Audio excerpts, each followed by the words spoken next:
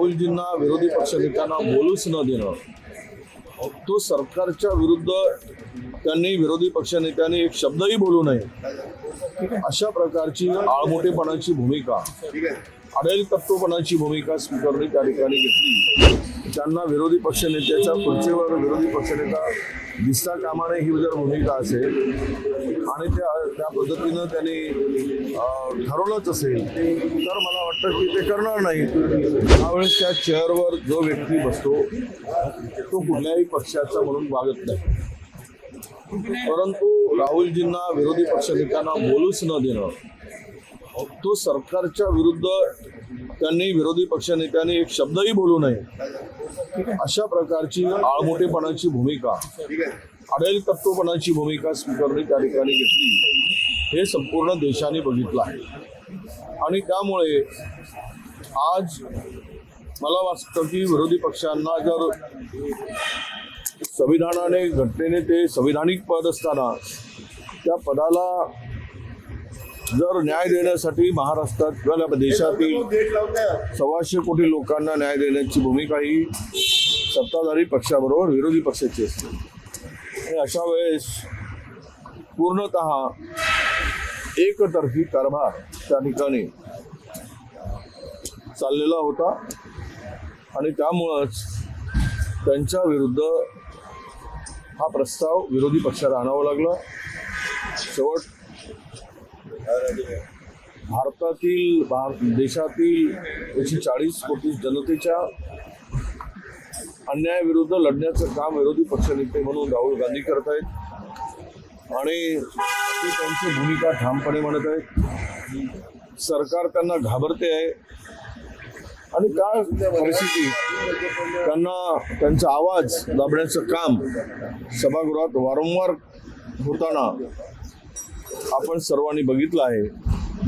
त्यामुळे काय होईल ते होईल, परंतु ओम बिर्लाजींची भूमिका ही मात्र पक्षपाती भूमिका आहे हे आता लपून राहिलं नाही. त्यासाठी त्या ठिकाणी अविश्वासाचा प्रस्ताव आणला. राष्ट्रपतीच्या प्रोटोकॉलला घेऊन भाजपकडनं आरोप केला नाही, भाजपाने किती वेळा त्याचं उल्लंघन केलं हे भारतीय जनता पक्षाला माहिती. त्याचा खुलासा ममता बॅनर्जींनी दिलेला आहे. त्या संदर्भात अधिक बोलण्याची गरज नाही असं मला वाटतं. तिसरा आठवडा आहे अधिवेशनाचा. अधिवेशनाचा तिसरा आठवडा आहे. संख्याबळ कमी जरी असलं तरी आज पाहतोय मी त्या ठिकाणी आता बजेट झाला. त्या बजेटवर चर्चा करण्यासारखं बजेटच नाही. देश महाराष्ट्र कंगाल झालेला आहे, निकारी झालेला आहे. महाराष्ट्र पूर्णतः उद्ध्वस्त झालेला आहे. अशा प्रकारच्या बजेटवरून परिस्थिती सगळ्यांनी बघितली.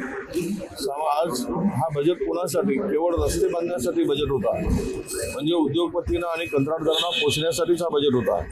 केवळ तातोर मातोर ते पात्र बनवून लिहून कर्जमाफीचा सोंग सरकारने केला.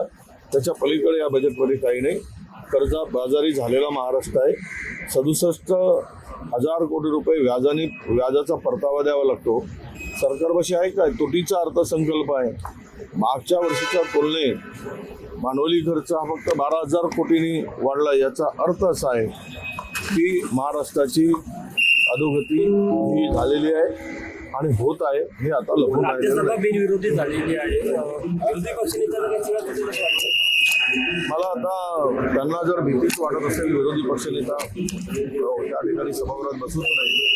सत्ताधाऱ्यांचं जे काही पाप चाललेलं आहे, महाराष्ट्राची लूट चालली आहे, कमिशनखोरी चाललेली आहे, यामध्ये त्यांना विरोधी पक्षनेत्याच्या खुर्चीवर विरोधी पक्षनेता दिसता कामा नये ही जर भूमिका असेल आणि त्या पद्धतीनं त्यांनी ठरवलंच असेल तर मला वाटतं की ते करणार नाही. नाहीतर थोडी जरी लोकशाहीवर संविधानावर यांचा विश्वास असेल तर मात्र ते केल्याशिवाय राहणार नाही. परंतु मला वाटतं की हे सरकार संविधानावर विश्वास ठेवून चालणार नाही अशी त्या सरकारची भूमिका आहे. भारत तिसऱ्यांदा वर्ल्ड चॅम्पियन झालेला आहे. शुभेच्छा आहेत. आज भारत हा क्रिकेटमध्ये T20 वर्ल्ड चॅम्पियन झाला. कालची मॅच सगळ्यांनी बघितली. म्हणजे आम्हाला वाटत होतं की फार अटीतटीची ही मॅच होईल, परंतु एकतर्फी ही मॅच झाली पूर्ण भारतीय टीमचं, क्रिकेट टीमचं मी मनापासून अभिनंदन करतो, शुभेच्छा देतो आम्ही. हिंदी संघा भारत ने भारत ने जो परफॉर्मेंस किया है वर्ल्ड ट्रॉफी जीतने के लिए मुझे बहुत हम सबको भारतवासियों को खुशी है और जिस तरह से भारतीय टीम ने अपना परफॉर्मेंस किया ऐसा लग रहा था कि न्यूजीलैंड के साथ में बड़ा कड़ा मुकाबला होगा और एक तरफा निकाल वो जीत वहाँ पे हासिल हुई और सभी प्लेयरों ने अपने एक अच्छा खेल का प्रदर्शन किया. मैं हम सभी को बहुत बहुत बधाई देते हैं.